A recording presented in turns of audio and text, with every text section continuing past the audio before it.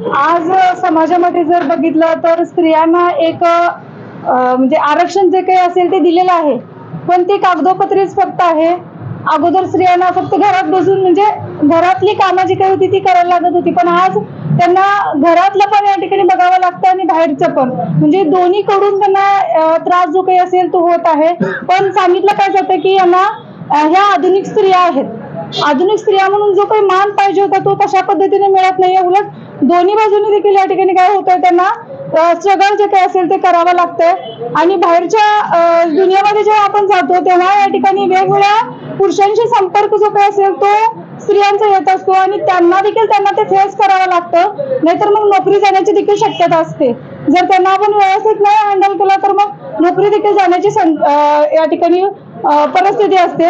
त्यामुळे त्या वेगळ्याच परिस्थितीमधून या ठिकाणी जात असतात. पण समाज जेव्हा बघत असतो त्यांच्या दृष्टिकोनातून तर काय वाटत असतं की नाही, या नोकरी करतात, यांचं या ठिकाणी वेगळं हे आहे, पण तसं काही नाहीये. त्यांना देखील सर्व परिस्थितीला फेस जे काही असेल ते करावंच लागतं. आणि त्यामुळे या ठिकाणी काय आहे की त्या खरं बघायला गेलं तर अजून देखील पुढारलेल्या नाहीयेत, किंवा अजून देखील त्यांचे विचार ज्या पद्धतीने असायला पाहिजे होते तशा पद्धतीने नाही, त्या देखील आज देखील घाबरलेल्याच आहेत.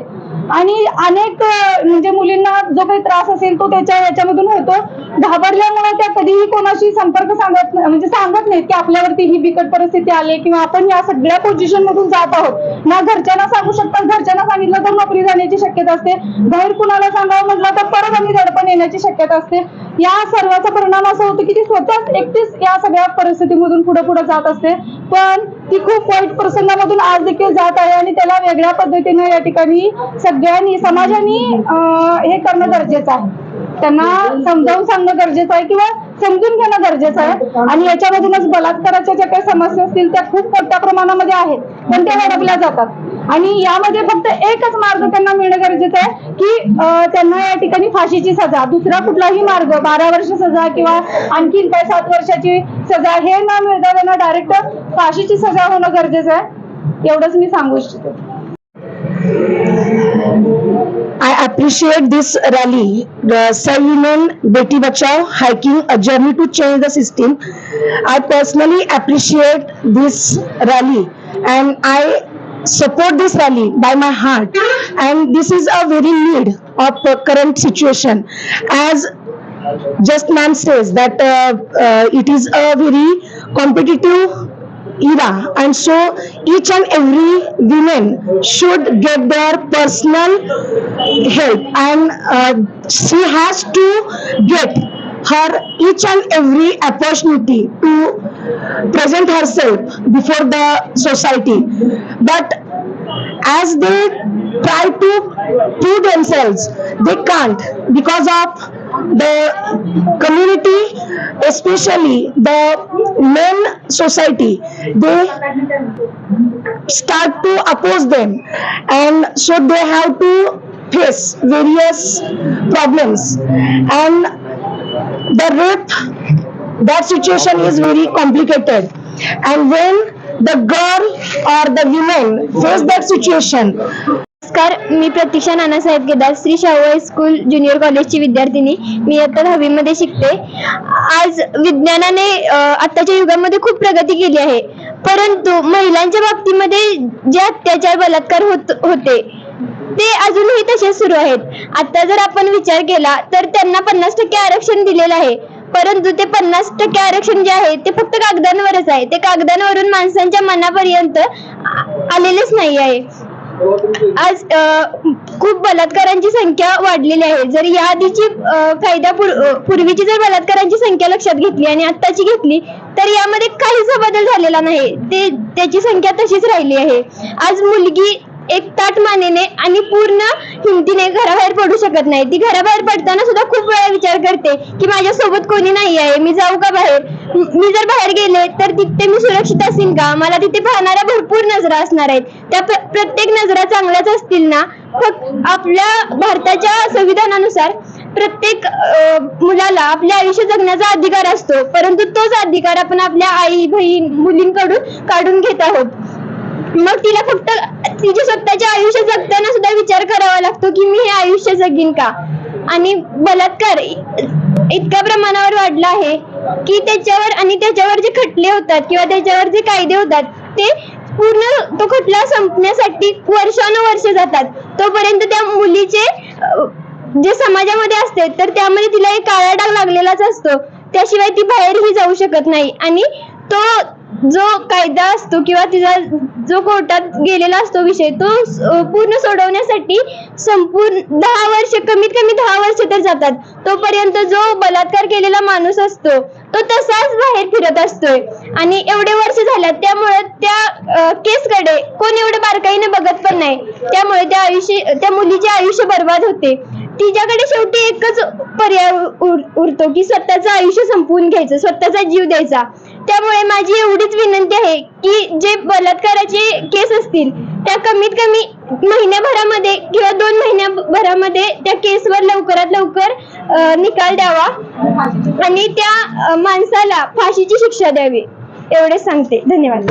नमस्कार, मी आफरीन अमृत फकीर इयत्ता 6वी मध्ये शिकते. माझ्या शाळेचे नाव आहे श्री शाळा स्कूल ज्युनियर कॉलेज कागल.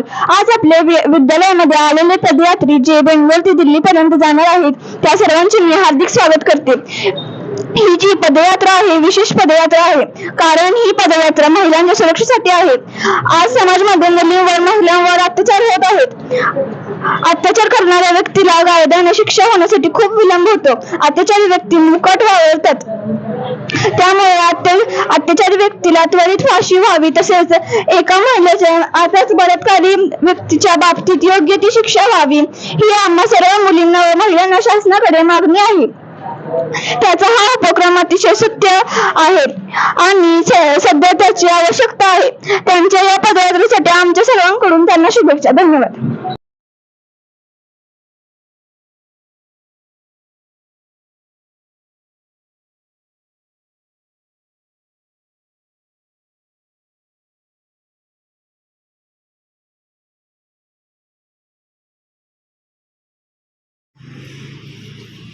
ಇದೇನು ಸರ್? ಇದು ಚಿಕನ್ ಕರಿ ಮಾಡ್ಲಿಕ್ಕೆ ನಾವು ಮಾಡ್ತಾ ಇರೋದು. ಚಿಕನ್ ಫಿಶ್ ಮಸಾಲೆ, ಇದು ಅವರು ತೊಳೆದಿದ್ರು, ಚಿಕನ್ ಫ್ರೈ. ತೊಳೆದಿದ್ದು ಆ ಥರ ತೊಳೆಯೋದಕ್ಕಿಂತ ನಮಗೆ ಹೋಟ್ಲಲ್ಲಿ ಮಾಡ್ಬೋದಲ್ಲ ಊಟ. ಓಹ್ ಹಾಗೆವಾ? ತೊಳೆಯೋದಂದ್ರೆ ಕ್ಲೀನ್ ಮಾಡಿ ಊಟ ಮಾಡೋದು ಒಂದು ಸೂಪರ್ ಅದು ಅಲ್ವಾ? ಹಾಗೆ 2ನೇ ಸಲ ತುಳಿತಾ ಇದ್ದೀರಲ್ಲ? ಚಿಕನ್ ಫ್ರೈ 2ನೇ ಸಲ ಅಲ್ಲ 3ನೇ ಸಲ ಅವರಿಗೆ ತೆಗಿಬೇಕು. ರೈಸ್ ರೆಡಿ ಆಗ್ತಾ ಉಂಟು ಇಲ್ಲಾಂದ್ರೆ ಪರಿ ಗ್ಯಾಸಲ್ಲಿ ನೋಡ್ತಾ ಇದ್ದೀರಲ್ಲ. ರೈಸ್ ರೆಡಿ ಆಗ್ತಾ ಉಂಟು, ಅದೇ ರೀತಿ ನಮ್ಮ ಸಾಂಬಾರು ಕೂಡ ರೆಡಿ ಆಗ್ತಾ ಉಂಟು. ನೋಡುವ ಏನೆಲ್ಲ ಆಗುತ್ತೆ ಅಂತ. ಎಲ್ರಿಗೂ ನಮಸ್ಕಾರ, ನಾನು ನಿಮ್ಮ ಹರಿಪ್ರಾಸ್. ಇಲ್ಲಿ ನೋಡಿದ್ರಲ್ಲ ನಮ್ಮ ಗಾಡಿ ಯಾತ್ರೆ ಮಂಗಳೂರಿನಿಂದ ದೆಹಲಿವರೆಗೆ ಪಾದಯಾತ್ರೆ ಅಂದ್ಕೊಂಡಿದ್ದೇವೆ. ಇವತ್ತು ಬಂದುಬಿಟ್ಟು ನಾವು ಮಹಾರಾಷ್ಟ್ರಕ್ಕೆ ಬಂದು ರೀಚ್ ಆಗಿದೆ. ಇಲ್ಲಿ ಪೆಟ್ರೋಲ್ ಬಂಪ್ ಇತ್ತು, ಹಂಗೇ ಇಲ್ಲಿ ನಮ್ಮೊಂದು ಚಿಕ್ಕ ಒಂದು ಮನೆ ಮಾಡಿಕೊಂಡು ನಿಂತ್ಕೊಂಡಿದ್ದೇವೆ. ಇದೇ ಥರ ನಡ್ಕೊಂಡು ಹೋಗ್ತಾ ಇರ್ತೇವೆ. ನಿಮ್ಮೆಲ್ಲರ ಸಪೋರ್ಟ್ ಸಹಕಾರ ಇದೇ ಥರ ಇರಲಿ ಅಂತ ಬನ್ನಿ ಹೋಗೋಣ ನಮ್ಮ ರೂಮಿಗೆ. ಒಂದು ಮಲಗೋ ಅಷ್ಟು ಟೈಮ್ ಆಗಿದೆ. ಯಾಕಂದರೆ ನೈಟಲ್ಲಿ ವೀಡಿಯೋ ಮಾಡ್ತಾಯಿದ್ದೆ, ನೀವು ವೀಕ್ಷಕರಿಗೆ ನೋಡಲಿ ಪರವಾಗಿಲ್ಲ ಅಂತ. ನೋಡಿ ಹೆಂಗೆಲ್ಲ ಮಲ್ಕೊಂಡಿದ್ದಾರೆ ಅಂತ.